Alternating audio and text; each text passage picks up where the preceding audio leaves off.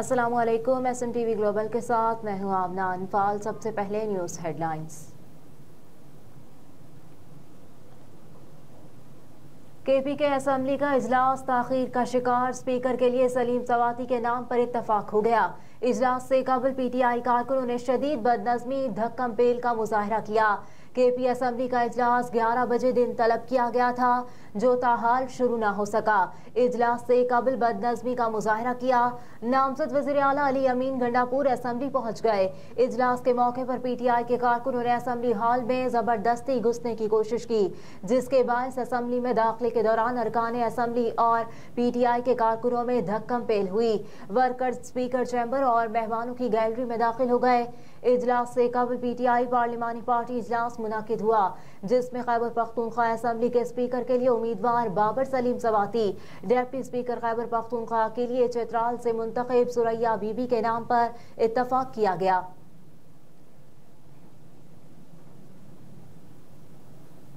NA-15 Mansehra से नवाज शरीफ की दोबारा पोलिंग की दरखास्त मुस्तरद कर दी गई। इलेक्शन कमीशन ने NA-15 पर दोबारा पोलिंग से मुतालिक साबिक वज़ीर आज़म नवाज शरीफ की दरखास्त पर गुज़िश्ता रोज फैसला महफूज किया था।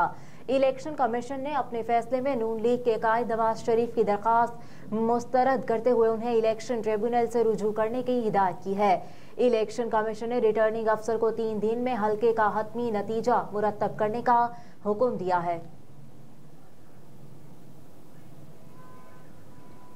सुन्नी इत्तेहाद कौंसिल को मखसूस नशिस्तें अलॉट करने से मुतालिक दरखास्तों पर इलेक्शन कमीशन ऑफ पाकिस्तान में समाअत जारी। चीफ इलेक्शन कमिश्नर की सरबराही में 5 रुकनी कमीशन समाअत कर रहा है।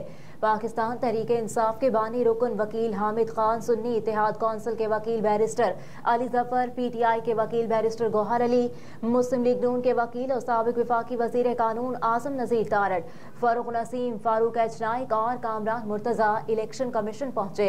सुन्नी इत्तेहाद कौंसिल के चेयरमैन साहबजादा हामिद रजा और PTI वुमेन विंग की सदर कंवल शोजब भी इलेक्शन कमीशन में मौजूद। इलेक्शन कमीशन में सुन्नी इत्तेहाद कौंसिल के वकील बैरिस्टर अली जफर ने दलाइल का आगाज किया। बैरिस्टर अली जफर ने कहा कि कल इलेक्शन कमीशन ने हुक्मनामा जारी किया। आपने सारी पार्टियों को नोटिस करने का फैसला लिया।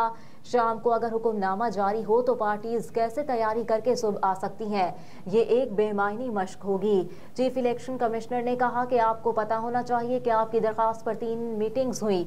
समाअत की जरूरत तब आती है जब जहन में भाम हो। इस पर बैरिस्टर अली जफर ने कहा कि इलेक्शन कमीशन समाअत तारीख में पहली बार हुआ है कि आजाद उम्मीदवार इतनी बड़ी तादाद में जीते। जिस पर मेंबर सिंध निसार दुरानी ने कहा कि पाकिस्तान में बहुत सी चीजें पहली बार हुई हैं।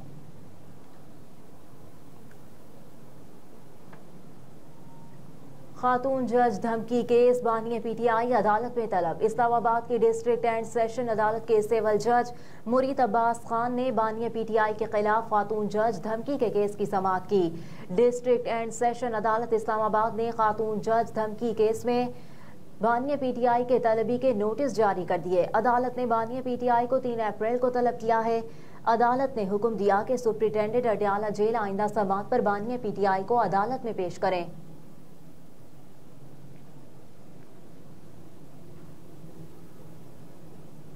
सलमान अकरम राजा की NA-128 के ARO के खिलाफ तौहीन अदालत की दरखास्त खारिज कर दी गई। जस्टिस अली बाकर नजफी ने सलमान अकरम राजा की दरखास्त पर महफूज फैसला सुनाया। अदालत ने महफूज फैसला सुनाते हुए सलमान अकरम राजा की दरखास्त नाकाबिल समाअत करार देते हुए खारिज कर दी। वाज़ेह रहे कि 21 फरवरी को लाहौर हाई कोर्ट ने कौमी असम्बली के हल्का NA-128 के रिटर्निंग अफसर के खिलाफ तौहीन अदालत की दरखास्त पर दलाइल सुनने के बाद फैसला महफूज किया था। दरखास्त गुजार ने कहा था कि यकीन दहानी के बावजूद रिटर्निंग अफसर ने फॉर्म 48 की तैयारी के मौके पर नोटिस नहीं दिया। सलमान अकरम राजा की जानिब से इस्तदा की गई थी कि रिटर्निंग अफसर के खिलाफ अदालती हुक्म पर अमल न करने पर तौहीन अदालत की कार्रवाई की जाए।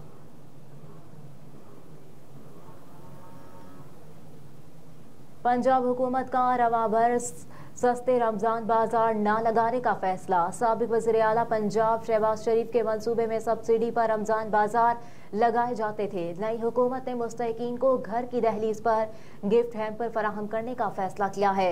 रमजान बाजारों से मुस्तफीद होने वाले सफेद पोश और आम सार्फिन को नजरअंदाज कर दिया गया। अब साबिक वज़ीर आला की रिवायत के बरअक्स सिर्फ मुस्तहिकीन को गिफ्ट पैकेजेस मिलेंगे। माह सयाम में इस बार लाहौर समेत पंजाब भर में 313 सब्सिडाइज्ड बाजार नहीं लगेंगे। ज़राए के मुताबिक लाहौर के मॉडल बाजारों में एग्रीकल्चर फेयर प्राइस शॉप्स फाल की जाएंगी। मॉडल बाजारों में 25% रियायती कीमत पर सब्जियां और फल फरोख्त होंगे। सूबाई दारुल हुकूमत में भी मामूल के 31 रमजान बाजार न लगाने का फैसला किया गया है। हुकूमती फैसले के बाद आम सारिफ माह मुकद्दस में सरकारी रिलीफ से महरूम रहेगा। जिले इंतजामिया को रमजान निगहबान स्कीम को फाल करने की हिदायत जारी कर दी गई हैं।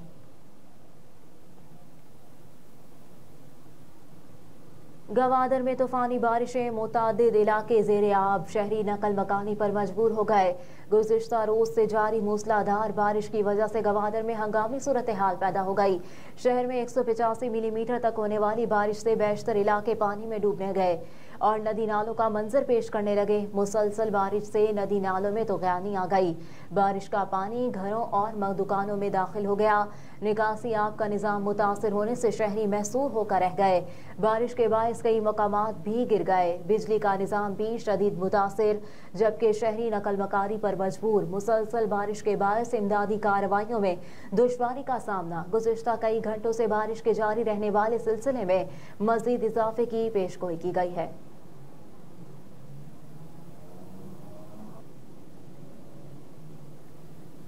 और फ्रांस का यूक्रेन में फौज भेजने का इंदिया। नेटो इत्तेहाद की मुखालिफत। बरतानवी नशरियाती इदारे की रिपोर्ट के मुताबिक फ्रांस ने यूरोपीय ममालिक की तरफ से यूक्रेन में फौज भेजने का इंदिया दिया था, जिसके बाद रूस ने यूक्रेन के इत्तेहादी यूरोपीय ममालिक को खबरदार किया।